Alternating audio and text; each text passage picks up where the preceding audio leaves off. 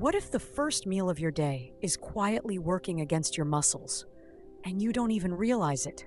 Most adults over 50 focus on one thing when it comes to nutrition. Am I eating enough protein? And that's a good question. But here's the part almost nobody talks about. Muscle loss doesn't just depend on how much protein you eat.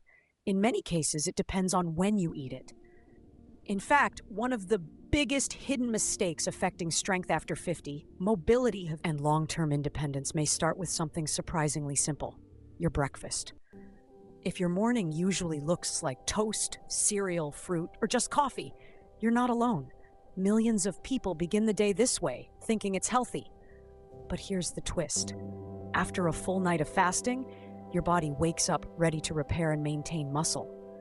And if that signal never arrives in the morning, the body may quietly fall into a pattern that accelerates muscle decline over time. The good news? Once you understand what's happening, a few small changes can dramatically support healthy aging, longevity, and quality of life. Most people over 50 think they're doing something good when they start the day with a light breakfast. A piece of toast, maybe some fruit, a cup of coffee. It feels responsible, even healthy. But here's the quiet issue that rarely gets explained in conversations about healthy aging. After a full night of fasting, your body wakes up in a state where muscle repair hasn't received fuel for hours. And if breakfast arrives with almost no protein, your body simply keeps waiting. During sleep, your system is still working behind the scenes, repairing tissue, regulating hormones, maintaining mobility, and supporting the systems that protect your quality of life. But by morning, amino acid levels in the bloodstream are low. That means your muscles are ready for a signal. The problem? Most traditional breakfasts don't provide that signal.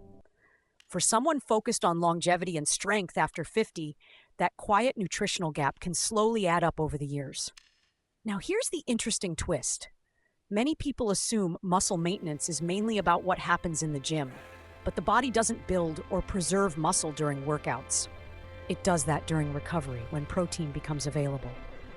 If breakfast contains only 5 or 10 grams of protein, that repair signal barely activates. A simple shift can change that entirely. Greek yogurt with a handful of walnuts, 2 eggs with whole grain toast, or a protein smoothie with milk or whey. Nothing extreme, just evidence-based health decisions that quietly support functional fitness and independence. And here's where it gets more interesting. When breakfast lacks protein, something else tends to happen later in the day, something almost nobody notices at first. The body often tries to compensate, but it does so in a way that isn't nearly as effective for maintaining muscle or supporting Healthspan. And if you look closely at how most adults actually eat protein across the day, a surprisingly common pattern begins to appear. If you observe how many adults actually eat throughout the day, a curious pattern begins to reveal itself. Breakfast is light, often low in protein. Lunch improves slightly, maybe a sandwich or salad with some chicken. But dinner becomes the moment when almost all the protein shows up. A steak, chicken breast, fish, maybe beans on the side. Without realizing it, many people end the day consuming 2 or 3 times more protein at dinner than in the entire rest of the day combined. At first glance, this seems harmless. After all, the total protein intake might still look reasonable on paper. But the body doesn't treat protein like a savings account where you can deposit everything at once and expect it to last all day. Muscle maintenance works more like flipping a switch than filling a tank. Your physiology responds to signals spread across time. When protein arrives only once in large amounts, the body activates that signal once, and then the opportunity is gone until the next day. This matters more than people realize, especially when the goal is aging well and protecting strength after 50. The body can only use a certain amount of protein at one time to stimulate muscle repair. Extra protein isn't wasted. The body still uses it for energy and other functions, but it doesn't necessarily increase the muscle-building signal beyond a certain point, which means that large dinner portions may not compensate for an entire day of low protein intake. Think of it this way. If maintaining muscle and functional fitness is like watering a plant, the body benefits from consistent watering rather than a single flood at night. A steady rhythm of protein intake throughout the day can support metabolism, energy stability, and mobility in ways that one large meal cannot.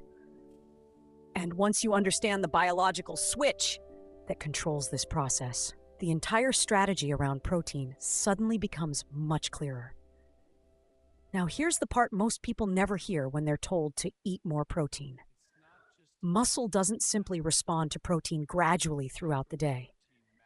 It responds to a threshold, a biological signal that tells your body, all right, it's time to repair and maintain muscle tissue.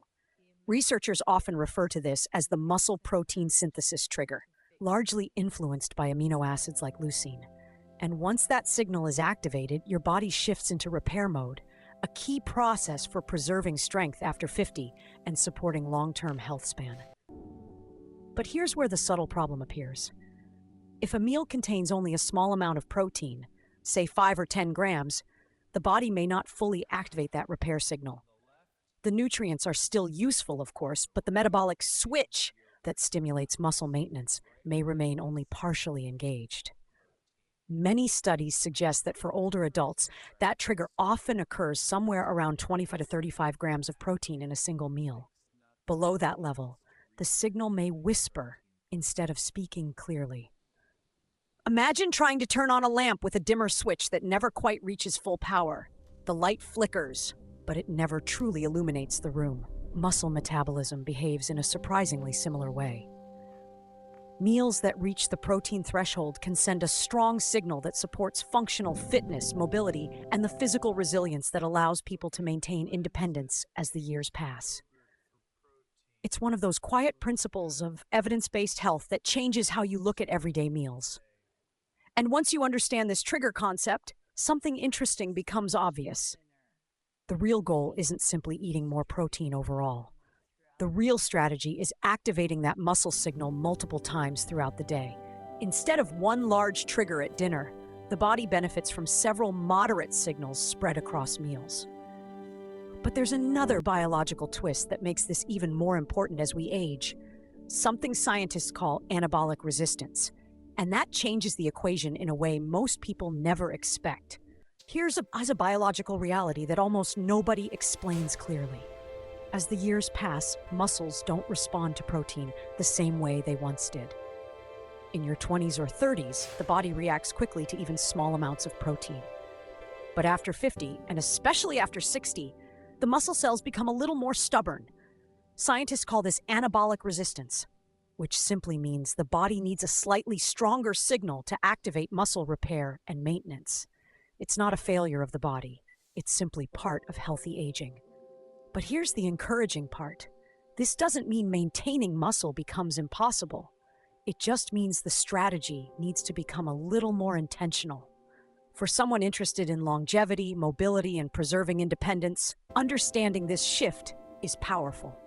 Instead of assuming small portions of protein throughout the day will do the job, meals may need to reach that stronger signal we talked about earlier. Think of it less like forcing the body and more like speaking its language more clearly. For example, imagine a breakfast that includes only a piece of toast and coffee. That might contain 5 grams of protein, barely enough to register metabolically. But swap that for 2 eggs, a bowl of Greek yogurt, or a smoothie with whey protein and milk, and suddenly the signal becomes much stronger. These aren't extreme biohacking strategies, just simple, evidence-based health adjustments that quietly support functional fitness and strength after 50 over the long run. Now here's the interesting part many people miss. When protein is distributed properly across the day, the body receives several repair signals instead of just one. Over weeks, months, and years, those signals compound. They influence muscle preservation, metabolism, and even energy levels that affect quality of life. But knowing this raises an obvious question. If timing and thresholds matter, what does a realistic daily protein strategy actually look like? Once people understand how protein signals work in the body, they often assume the solution must involve complicated calculations or rigid diet plans. But the truth is refreshingly simple. For most adults focused on longevity, strength after 50, and maintaining independence, one principle works remarkably well. Aim to include a meaningful source of protein in each main meal. Not obsessively measured, not perfectly optimized, just consistently present throughout the day. Think of it less like following a strict diet and more like creating a rhythm your body can rely on. Breakfast might include eggs, Greek yogurt, or a protein smoothie with milk. Lunch could be something practical like grilled chicken in a salad, tuna with whole grain bread, or even a lentil bowl if someone prefers plant-based options. Dinner can stay familiar: fish, lean meat, tofu, or legumes. This steady distribution quietly supports functional fitness, mobility, and the metabolic systems that contribute to a longer health span. There's also a psychological advantage here that people rarely talk about. When protein is balanced across meals, many adults notice improved satiety and steadier energy levels during the day. Instead of the mid-afternoon energy crash that often follows a low-protein breakfast, the body maintains a more stable rhythm. That stability can influence everything from balance and physical activity to daily motivation. All small pieces of the puzzle of how to age better. And interestingly, this is exactly the kind of practical framework explored in resources like the Longevity Protocol, your comprehensive guide to a longer, healthier life. Many readers discover that sustainable healthy aging rarely comes from extreme strategies. It comes from small daily adjustments that compound over years, the kind that quietly protect your quality of life and physical resilience. But once someone adopts this three-meal rhythm, the next logical question becomes even more practical. What does a balanced protein day actually look like in real life? At this point, many people start wondering what all of this looks like outside of theory. Not in a nutrition textbook, not in a fitness influencer's kitchen, but in the real world, the kind of day most adults actually live. Because aging well doesn't require perfection. It requires patterns that quietly support longevity, mobility, and the strength that protects your independence over time. Imagine starting the morning with a breakfast that reaches that muscle signal we discussed earlier. 2 eggs with a bowl of Greek yogurt, perhaps a few berries on the side. That alone can bring the meal close to 25 grams of protein, enough to activate the metabolic wake-up call your muscles have been waiting for overnight. Instead of drifting through the morning underfueled, the body receives a clear signal that supports functional fitness, energy stability, and the kind of resilience that contributes to a longer health span. Lunch then becomes another quiet opportunity to reinforce that signal. Something simple like grilled chicken in a salad, tuna with olive oil and vegetables, or a lentil bowl with quinoa can easily reach 30 grams of protein. Nothing extreme, just evidence-based health choices that support strength after 50 and help maintain muscle, one of the most powerful predictors of quality of life as we age. Even small details matter here. Pairing protein with fiber-rich foods stabilizes energy and supports metabolic health throughout the afternoon. Dinner can remain familiar and enjoyable. Fish, vegetables, whole grains, maybe beans or lentils on the side. Another 30 grams of protein quietly completes the rhythm of the day. No obsession, no complicated tracking, just 3 balanced signals that help the body maintain muscle, metabolism, and daily capability. Because when you step back and look at the bigger picture of healthy aging, the goal isn't chasing youth or perfection. The real objective is much simpler and much more powerful. Your goal isn't youth, it's independence. Now think about your own routine for a moment. When you look at your breakfast, lunch, and dinner, are your muscles actually receiving the signals they need to stay strong? Or is most of your protein arriving all at once at the end of the day when the opportunity to stimulate muscle repair has already passed? Because here's the truth about healthy aging that many people overlook. Muscle isn't just about strength. It's about mobility, balance, metabolism, and independence. The ability to climb stairs, carry groceries, get up from the floor, travel, play with your grandchildren. All of that is deeply connected to maintaining muscle and functional fitness over time. And sometimes the difference between slowly losing that strength or protecting it starts with something as simple as how you structure your meals during the day. So here's a question worth asking yourself today. What would happen if you started treating breakfast not just as a quick meal, but as the first opportunity to support your longevity and health span? If this video helped you see nutrition in a new way, make sure to subscribe to the channel and turn on notifications, because here on Longevity Blueprint, we focus on practical, evidence-based health strategies to help you live longer, stay stronger, and age smarter. And before you leave, there's one more piece of the longevity puzzle you should understand.